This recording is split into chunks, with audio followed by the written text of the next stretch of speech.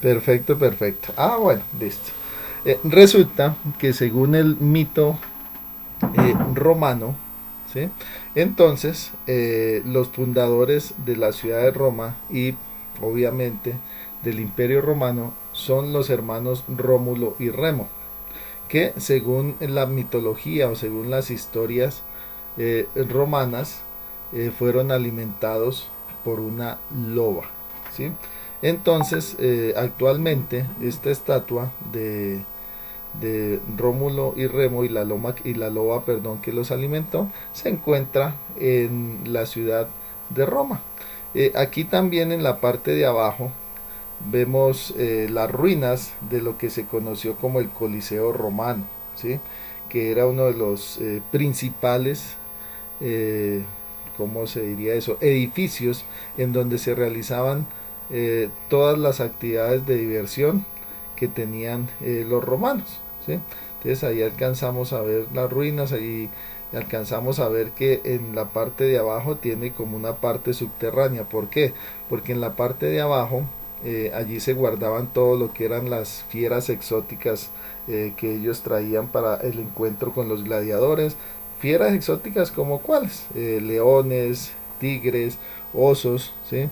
También ahí era donde estaban los gladiadores, y ya cuando era su, digamos, su turno de pelear, entonces ahí ellos salían. Y por último vemos la imagen de una de las calles romanas, las calles romanas, y vemos ahí un soldado romano con su espada. Y ya en la parte de arriba vemos una estatua, o eso se llama un busto, cuando es solo la parte de la cabeza de lo que es el emperador Augusto César.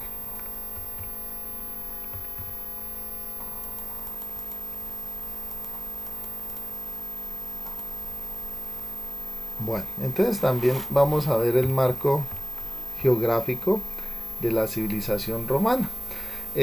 Acuerden que yo en la pequeña explicación que les hacía la clase pasada, les hablaba que la civilización romana y griega hacen parte de lo que se conoció como la civilización mediterránea. ¿Por qué? Sencillito, porque ellos se desarrollaron alrededor del mar Mediterráneo, ¿cierto? Y las aguas del mar Mediterráneo entonces bañaban todo lo que era Europa, parte de Asia y parte de África. También Roma se desarrolló a orillas del río Tíber, ¿sí? A pesar de que se desarrolló también a orillas de un río, no se le o no le podemos llamar una civilización fluvial, ¿sí? Así como si se le puede llamar, digamos, a los mesopotámicos, egipcios, indios y chinos, porque pues en el caso de los romanos ellos dependían mucho más del mar que del río. También entonces los romanos, como ya habíamos dicho, se convirtieron en imperio, ¿sí? Porque sometieron, porque conquistaron a todos los pueblos vecinos. La lengua oficial del imperio romano pues era el latín, ¿sí? A ellos también los regía una única ley que se conocía como el derecho romano, que ellos la aplicaban en todas las partes conquistadas del imperio, y también ellos aplicaban algo que se llamaba romanización. Entonces, ¿qué era esa romanización? Es decir, que todos los pueblos conquistados fueran adquiriendo o fueran asumiendo la cultura romana. Bueno, aquí vemos entonces un mapa que nos muestra cómo se fue extendiendo el imperio romano, ¿sí? Tuvo una primera etapa que se dio hasta el año 218 antes de Cristo, una segunda etapa que se dio del año 218 antes de Cristo hasta el 146 antes de Cristo, una tercera etapa perdón, que se dio del año 146 antes de Cristo hasta el año 44 antes de Cristo. Y otra etapa que se dio del 44 antes de Cristo hasta el 117. Es decir, ahí es cuando el imperio logra su máxima expansión, ¿sí? Entonces, si vemos la partecita roja, entonces ahí ya ellos fueron capaces de conquistar todo lo que fue prácticamente el norte de África, ¿sí? Se fueron capaces de conquistar prácticamente todo lo que se conoce como el Golfo Pérsico, que es esa parte roja que tienen a su lado derecho, ¿sí? Y también fueron capaces de conquistar la isla de Britania, que más adelante se convertiría en lo que hoy conocemos como Inglaterra o Gran Bretaña. Bueno, la historia romana entonces se divide en tres etapas, ¿sí? La primera etapa, que es la monarquía, la segunda, que es la república, y la tercera, que es el imperio. Entonces, la primera etapa, que es la monarquía, va desde el año 750 hasta el año 509. La segunda, que es la república, del año 509 hasta el año 27 antes de Cristo, ¿sí? Y la última, que es el imperio, va del año 27 antes de Cristo hasta el año 476 después de Cristo. Aquí vemos tres imágenes, una que ya habíamos visto al principio, y a propósito de eso, entonces, ¿qué nos simboliza esa imagen de la loba y los dos hermanos? Que lo expliqué yo al principio. A ver, chicos, ¿quién me puede decir qué simboliza esa imagen? Recuerden que yo al principio lo dije.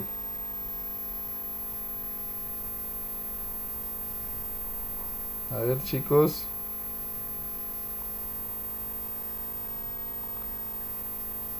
A ver, chicos. No, profe. No se acuerdan. Y bueno, qué mala memoria. Acuérdense No, que. profe. Bueno, vuelvo y explico y pongan No, atención porque. profe. Señor, bueno, vuelvo y explico y pongan atención.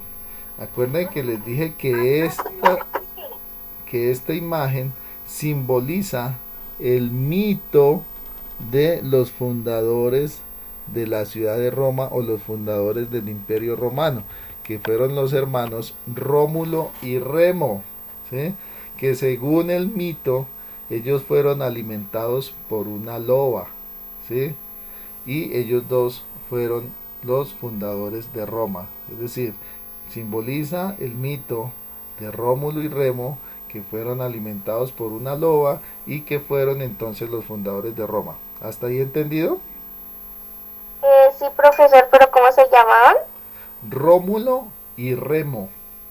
Rómulo y Remo. Ok, gracias. Listo. Entonces, si quieren, si tienen ahí su cuadernito, pues anoten. Ahí tenemos entonces también el busto de Augusto César, el primer gran emperador. Y por último, tenemos esa tercera imagen. ¿Qué podemos ver en esa tercera imagen, chicos? Un camino, ¿no? Y un camino, perfecto, perfecto, perfecto. Y allá en el fondo podemos ver uno de los arcos también romanos. Bueno, resulta que Roma se convirtió también en un gran imperio porque logró comunicar a todos los territorios de su imperio. Es decir, el imperio romano logró tener la red de caminos más grande de la época. Y les pongo un ejemplo. En la actualidad tenemos un adagio popular, ¿sí? No sé si lo hayan escuchado de pronto, lo habrán escuchado a sus abuelos. Digo a sus abuelos porque yo sé que la mayoría tienen papás muy jóvenes, que son más jóvenes que yo, y de pronto la gente más joven que yo no ha escuchado ese adagio, que se dice que todos los caminos conducen a Roma. Es un adagio que utilizamos ahora para decir, no, es que, o sea, tantas vueltas que usted le dio eso para saber que al final terminó haciendo lo mismo, ¿sí? O tanta vaina para saber que vamos a terminar en el mismo lugar. Bueno, resulta que ese adagio, que hoy utilizamos, de todos los caminos conducen a Roma, pues surge precisamente de la época del Imperio Romano. ¿Por qué? Porque resulta que en esa época esto era una afirmación verdadera, es decir, todos los caminos que existían conducían a la ciudad de Roma. ¿Por qué? Pues porque los romanos necesitaban consolidar su capital como la capital indiscutible no solamente del imperio, sino del mundo entero. ¿Hasta ahí me he hecho entender? Sí, señor. Bueno, Sí, señor. eso me gusta que hablen así. Bueno, listo. Entonces tenemos la primera etapa, ¿sí? Que es la etapa de la monarquía. Bueno, que como ya les había dicho, según el mito, entonces Rómulo y Remo son alimentados por una loba, ¿sí? Son entonces también parte de lo que se conocía como el pueblo etrusco, y ellos dos entonces son los fundadores de la ciudad de Roma, según el mito. También, eh, ya pasando a lo que son hechos históricos, entonces son 7 reyes, ¿sí? Los que fundan la actual, bueno, la actual no, la que fue entonces Roma y el Imperio Romano. Y también en esta época se da o se conforma lo que es el Senado, ¿sí? El Senado estaba conformado principalmente por los patricios, ¿sí? Los patricios eran la clase dirigente de Roma. Bueno, voy a explicar acá de una vez la pirámide social, que es algo que ustedes tienen en la pregunta, entonces pónganle atención porque eso lo tienen en la guía y esto les va a servir para hacer la guía. Entonces habían 3 clases sociales: los patricios, los plebeyos y los esclavos, ¿sí? Los patricios entonces eran la clase dominante, la clase dirigente. Entonces eran todos los grandes terratenientes, es decir, los que tenían muchas tierras, eran entonces esos grandes comerciantes, ¿sí? Entonces los patricios eran la clase que ostentaba la plata, ¿sí? Que tenían grandes tierras, que eran comerciantes, y ellos también ostentaban o tenían el poder sí, el poder económico y el poder político. Entonces, el Senado, ¿sí? Que era la institución más importante, así como lo es ahora en nuestra época, los senadores son los que definen la política de nuestro país, estaba compuesto principalmente por patricios. La segunda clase social eran los plebeyos. Los plebeyos eran hombres libres, ¿sí? Hombres libres, pero que no tenían tanto dinero como los patricios. O sea, básicamente eran todo el grueso de la población romana, ¿sí? Entonces ahí estaban los campesinos, ahí estaban los artesanos, ahí estaban también todos los pequeños comerciantes, ¿sí? O sea, los que tendían, digamos, su tiendita, por decirlo así, ¿sí? Ellos hacían parte de los plebeyos, y los plebeyos podían alcanzar pues algunos cargos públicos dentro de las ciudades romanas, y eran básicamente el grueso de la población, o sea, todos los que trabajaban, todos los que movían la economía. Y por último teníamos a los esclavos, ¿sí? Los esclavos eran básicamente los hombres que no tenían libertad, es decir, eran los hombres que eran eso, esclavos, ¿sí? Había muchas formas de ser esclavo en Roma. Por ejemplo, una era cuando el Imperio Romano conquistaba mi territorio, mi país, muchas veces ellos tomaban prisioneros, ¿sí? Y se los llevaban dentro del imperio para que trabajaran sobre todo en las labores del campo. Otra forma también de ser esclavo era cuando un hombre que podía ser plebeyo eh, tenía muchas deudas con un patricio, ¿sí? Y cuando no podía pagar esas deudas, también muchas veces era convertido en esclavo. En ese caso, pues una persona que se había convertido en esclavo por deudas, también podía dejar de ser esclavo. ¿Cómo? Pues cuando pagaba la deuda. ¿Sí? Hasta ahí me he hecho entender, chicos. Sí, profe. Bueno, Sí, profe.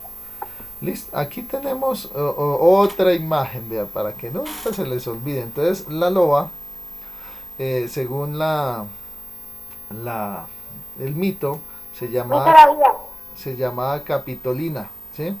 Y ahí vemos cuando está amamantando a Rómulo y a Remo, ¿sí? Entonces, nuevamente tenemos ahí la imagen del mito. Bueno, aquí tenemos entonces la segunda etapa. La segunda etapa entonces se conoce como la República. Entonces la República se dio del año 509 al año 27 antes de Cristo. ¿Sí? Entonces, el primer rey era de origen etrusco, entonces empezó a reorganizar todo lo que fue el sistema político. También entonces se organizaron lo que fueron las asambleas de ciudadanos y el Senado, que es como el equivalente a lo que tendríamos hoy, digamos, en lo que es el Consejo Municipal y las asambleas departamentales. Algo así, entonces eran un grupo de ciudadanos que se encargaba de tomar las grandes decisiones de las metrópolis, es decir, de las ciudades. ¿Sí? Dentro de eso había también comicios, que los comicios eran las asambleas de ciudadanos que se elegían para votar las leyes y elegir a los magistrados. Los magistrados eran entonces aquellos que aplicaban las leyes, es decir, los magistrados de esa época era igual a los magistrados de esta época, es decir, por ejemplo, a todos los que pertenecen a la rama judicial, ¿sí? En Colombia, todos esos altos cargos de la Corte Suprema de Justicia, la Corte Constitucional, ¿sí? Esos se conocen como magistrados y de ahí viene precisamente pues esa tradición, es decir, los magistrados eran los altos cargos de la rama judicial. Y teníamos también a los senadores, que como ya les decía, eran entonces los que pertenecían a la clase legislativa o a la rama legislativa, es decir, quienes hacían las leyes y dirigían todo lo que tenía que ver con la política exterior. Bueno, ahí tenemos entonces los patricios y los plebeyos que ya expliqué, por eso no me voy a detener mucho ahí. Y entonces los plebeyos, como ya dijimos, era la clase más abundante, es decir, eran los que constituían el grueso de la población, es decir, los campesinos, los artesanos y la gente del común. Bueno, el ejército romano. O sea, Roma se convirtió en ese gran imperio que, como veíamos en el mapa, llegó a ocupar todo el mundo conocido. ¿Sí? Llegó a ocupar Europa, parte de Asia y parte del norte de África. ¿Por qué? Porque se convirtió en una potencia militar. Y como un país, o como un estado, o como un imperio se convierte en una potencia militar, pues por medio de un ejército. ¿Sí? Y el ejército romano fue el ejército más grande, más preparado y más moderno de la época. ¿Sí? Entonces aquí vemos cómo se constituía el ejército romano. En la parte central, si ven ahí cómo se llama ese señor de la mitad, ahí arriba está el nombre. ¿Quién me puede leer ahí? Yo, profe. Listo. Legionario romano. Eso, el legionario romano. El legionario romano era el ejército de élite de los romanos. ¿Por qué? Pues el legionario romano era el que se encargaba de hacer la guerra y de conquistar todos los territorios que estaban alrededor del imperio. ¿Sí? También se le conoció como el expedicionario romano. Entonces, si ven la dotación que tenían, tenía su casco, eh, tenía su casco, su yelmo, su coraza, ¿sí? Tenía su espada, tenía su escudo, ¿sí? Tenía su lanza, sea, era muy bien equipado y muy bien entrenado. También, entonces, en la parte izquierda, que quién me puede leer, en la parte izquierda de arriba tenemos otro tipo de soldado. ¿Quién me puede leer? Profesor. Listo, Cónsul, máximo, la máxima autoridad militar y legado al mando de una legión. listo. Entonces, el cónsul, entonces, era como el general, ¿sí? O sea, lo que hoy conoceríamos como un general. Y por último está eso, el legado, que tenía a mando una legión, es decir, tenía a su mando miles de soldados. ¿Cuáles soldados? Los legionarios romanos. Entonces, digamos, estos dos, el cónsul y el legado, eran los máximos, o sea, los más altos cargos que se podía entonces alcanzar dentro del ejército romano. También tenemos entonces los centuriones, que se llamaba así precisamente porque estaba a cargo de 100 legionarios. Por eso se llamaba centurión, porque tenía a su cargo una centuria, que una centuria estaba conformada por 100 legionarios, ¿sí? Y por último, entonces estaba el tribuno, que eran 6 y ayudaban al legado. Es decir, en este caso el tribuno sería como los oficiales del ejército, es decir, como una legión estaba compuesta por a veces hasta miles de soldados, entonces el tribuno a su vez ayudaba al legado a manejar ese grupo de soldados. Entonces, como ven, el ejército romano estaba muy bien organizado, ¿sí?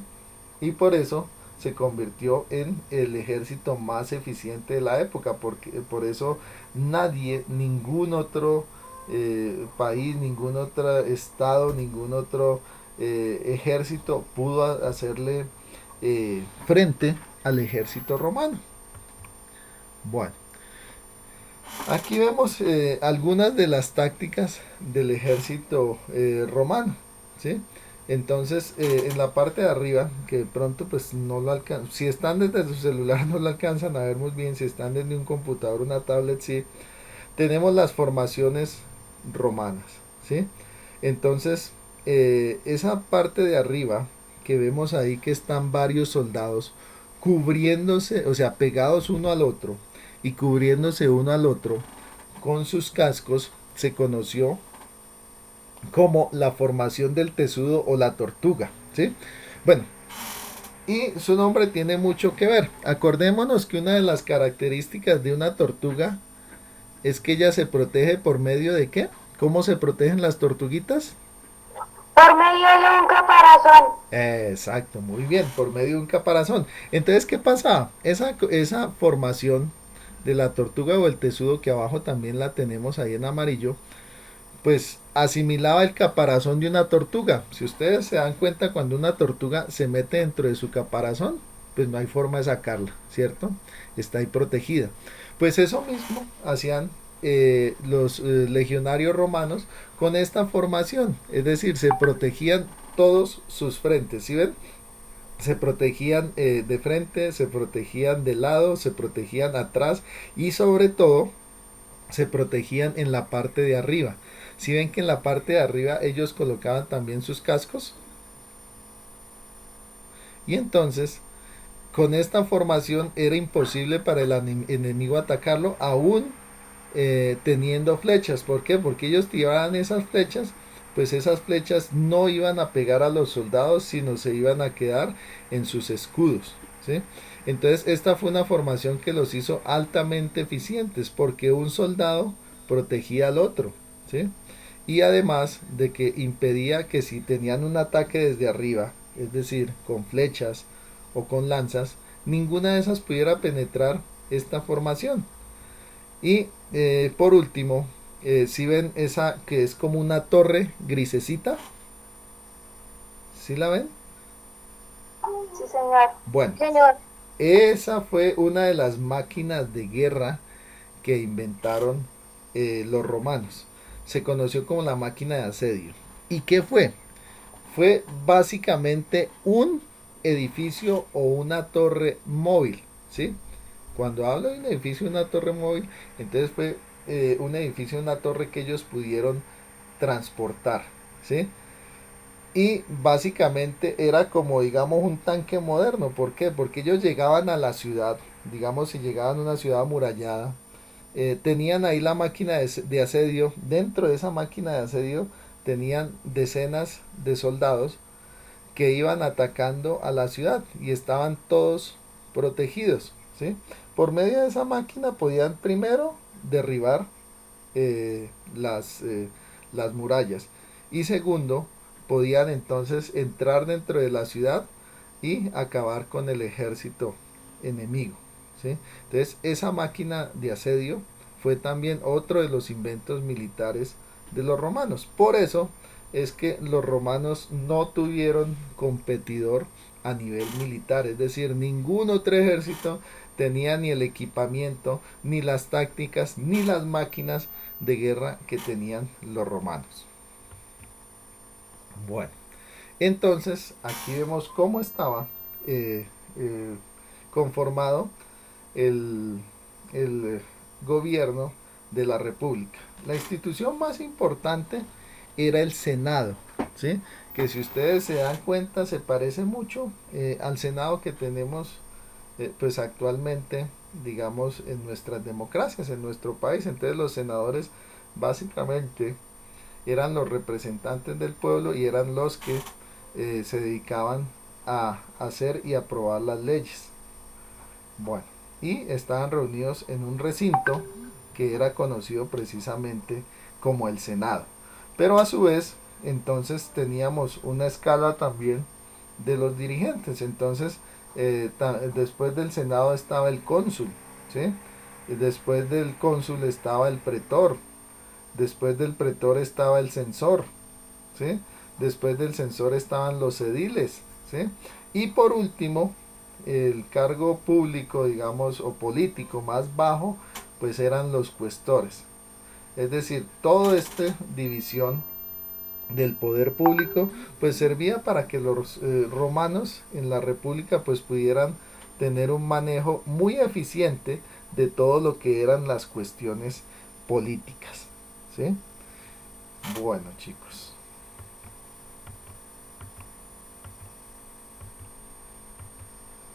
listo. A raíz de la historia, Profe, señora, sí señora, sí señor, profe, sí, sí, yo tengo curiosidad. listo, cuéntame. ¿En esas épocas existían las catapultas? Sí, sí señor, ahí ya se habían desarrollado un tipo de catapultas, pero no eran muy eficientes. ¿Por qué? Porque la catapulta, si bien se desarrolla, digamos, durante el Imperio Romano, fue durante la Edad Media donde se perfeccionó, ¿sí? Es decir, en esa época las catapultas no podían, digamos, lanzar eh, cargas tan pesadas ni tan lejos, ¿sí? Como ya las catapultas que se inventan durante la Edad Media, pero sí, ya se habían inventado las catapultas, aunque no eran tan eficientes como las que posteriormente se inventan durante la Edad Media. ¿Listo? ¿Queda respondida tu pregunta?